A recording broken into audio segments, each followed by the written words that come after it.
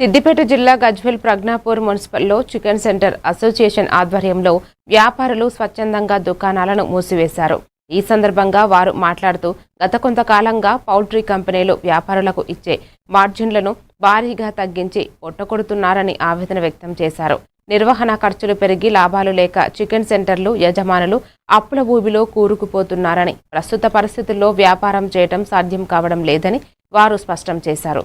Poultry యాజమాన్యులు వ్యాపారుల శ్రమను దోచుకుంటూ అన్యాయమైన నిబంధనలతో ఇబ్బందులకు గురి చేస్తున్నాయని మండిపడ్డారు.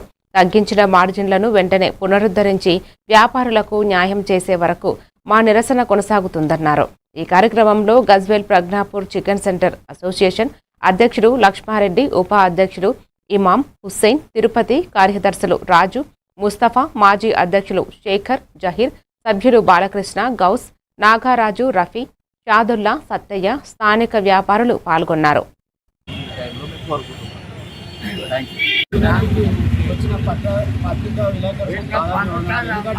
ఎంత మోసపడుతున్నామంటే చెప్పలేని మోస. ఎందుకంటే మాకు గడపలేని వ్యవస్థకు మాకు ఈ రోజు 30 రూపాయలు ఇచ్చే మార్జిన్లో ఇంత తగ్గించుకుంటూ వస్తే మేము పెళ్ళిళ్ళ ఆడలకు ప్రజలకేం మేలు చేసాము.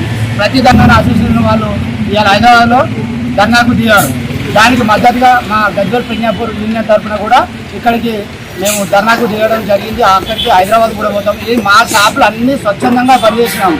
మాకు పోలీస్ అధికారులు కూడా మద్దతు ఇచ్చి మీకు మేము అండగా ఉంటామని కూడా మాకు మద్దతు ఇచ్చారు. ప్రతి ఒక్కరూ మాకు రేట్లు తగ్గించి వాళ్ళ కంపెనీ వాళ్ళు ఉన్నప్పుడు మాత్రం 350 పైన ఉండే విధంగా పెంచుకోవడం జరుగుతుంది.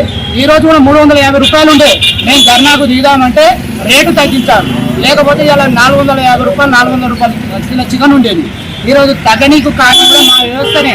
మా చిన్న షాపు వాళ్ళే ఇవాళ రేటు చేసినటువంటి పత్రికా విలేకరుల సోదరులకు మరియు మా సహోదరులకు, చికెన్ సెంటర్ సభ్యులందరికీ నా ఉదయపూర్వక నమస్కారాలు. ఈరోజు మనం తీసుకోలేకపోతున్నాం, జీతాలు ఇవ్వలేకపోతున్నాం, నా ఇళ్ళను కూడా గడపలేకపోతున్నాం. కారణంగా మేము ఈరోజు బంద్ పాటిస్తూ సరైన విధంగా మార్జిన్ తగ్గిస్తూ